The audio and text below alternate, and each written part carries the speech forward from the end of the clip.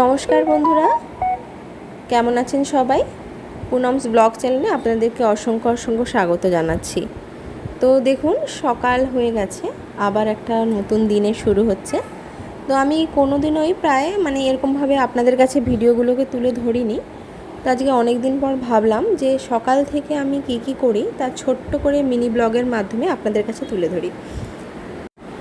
তো বন্ধুরা, সকাল প্রায় অনেকক্ষণ আগেই হয়ে গেছে আমার, কারণ ছেলেকে রেডি করে তো স্কুলে পাঠাতে হয়। তো ওকে রেডি করে স্কুলে পাঠিয়ে দিয়েছি, ওর দাদু ওকে নিয়ে গিয়েছে।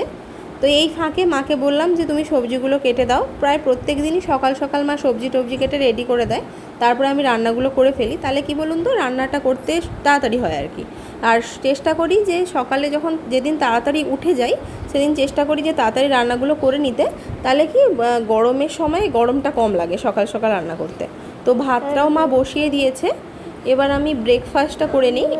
আজকে বেটুর টিফিনে লুচি আর আলু ভাজা দিয়েছিলাম। তো ভাবলাম দুটো সেখান থেকে বেশি হয়েছে, তো সেগুলোকেই খেয়ে নিই।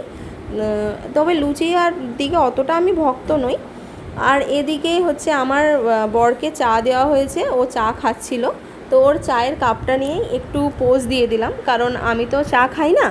তো ওকেই বললাম তো যে একটু দাও, আমি চাটা নিয়ে একটুখানি ছবি ভিডিওটা একটু করে।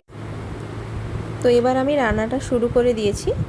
তো চেষ্টা করি তাড়াতাড়ির মধ্যে রান্নাগুলোকে কমপ্লিট করতে, যাতে বেটুকে আসলে ওকে সময় দিতে পারি, কারণ ওকে স্নান করানো খাওয়ানো এগুলোও তো থাকে। তো ওগুলো করতে গেলে আমার প্রচণ্ড দেরি হয়ে যায় আর কি। তো ও 11টার মধ্যে চলে আসে, ও 8টা থেকে 11টার পর্যন্ত স্কুল। ও বাড়ি থেকে প্রায় ধরুন না 10 মিনিট বাকি থাকে, 8টা বাজতে ওরকম সময় বেরিয়ে যায়।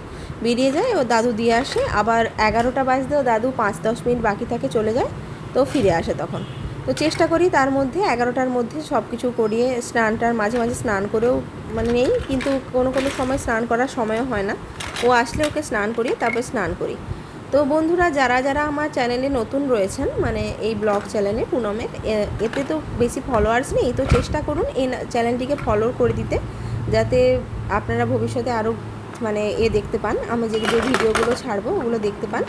তো প্লিজ আমাকে অবশ্যই সাপোর্ট করবেন।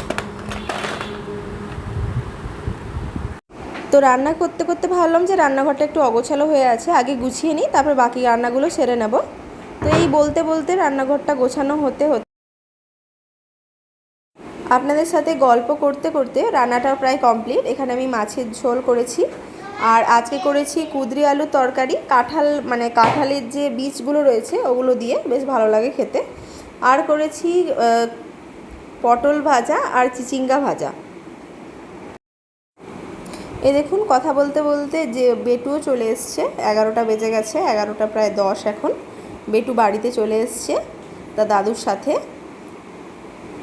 এবার আমাদের যে কোকো, সে এবার বেটুর পেছনে দৌড়াবে। ও আসলেই ওর যে কী মজা হয় কি জানি, ভাইকে শুধু কীভাবে ধরবেই। দেখুন বেটু আসছে, ওর পিছন কোকো আসছে, দেখতে পেয়েছেন?